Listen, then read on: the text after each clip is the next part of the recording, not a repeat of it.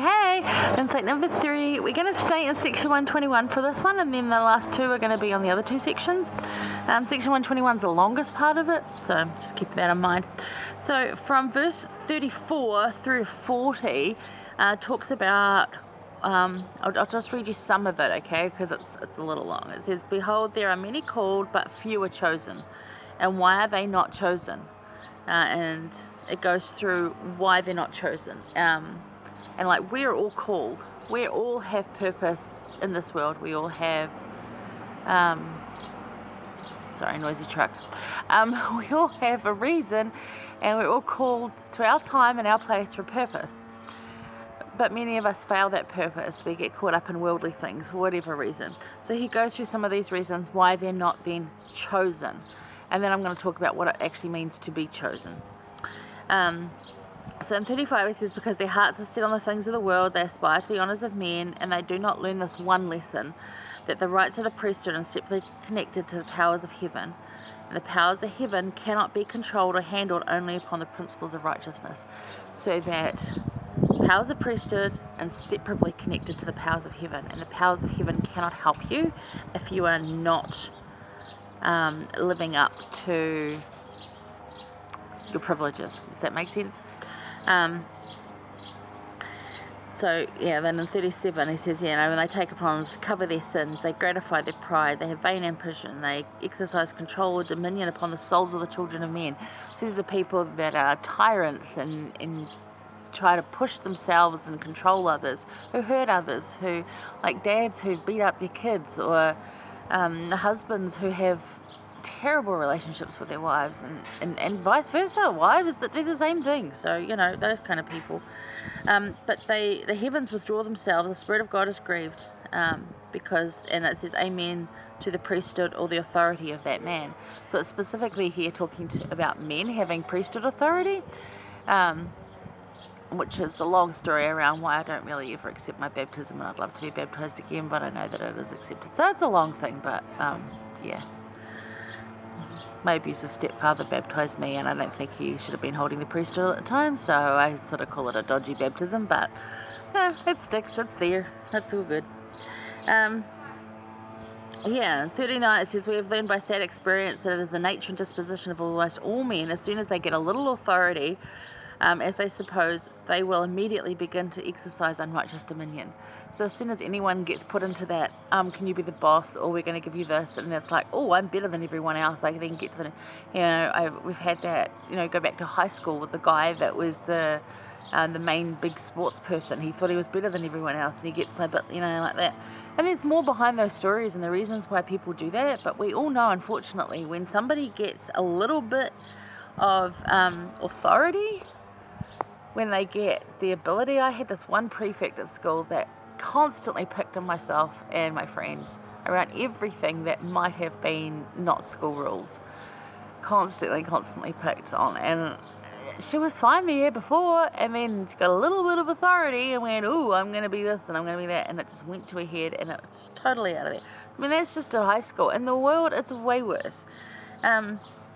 But in 40, hence many are called, but few are chosen. So he gives the reasons there why we all are chosen, but actually we're all called, but actually only a few of us end up being chosen.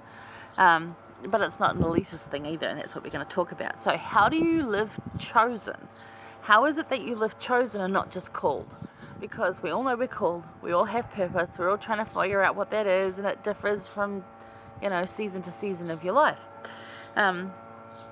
It comes back to being valiant. So if you live valiantly, then you are living chosen, right? We have all been called for reasons. We all have our place. We also have our choice and agency.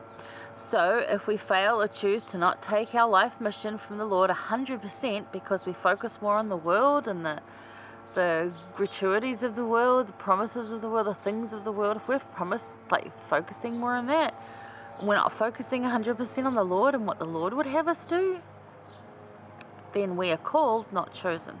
It's our choice. So how are you living purposefully chosen? How are you doing that? For me, it's about doing the things every day, the little things that you often just overlook and think there's got to be something grander out there. There has to be something bigger that I'm supposed to be doing.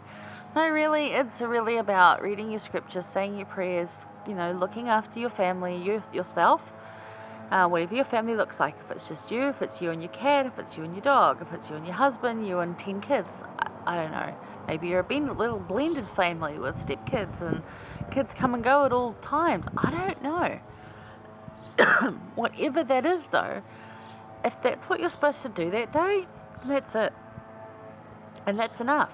So it's about that valiant relationship with Christ, because then you know what it is that you're supposed to do that day, and then you go about and do it, and then you are living chosen.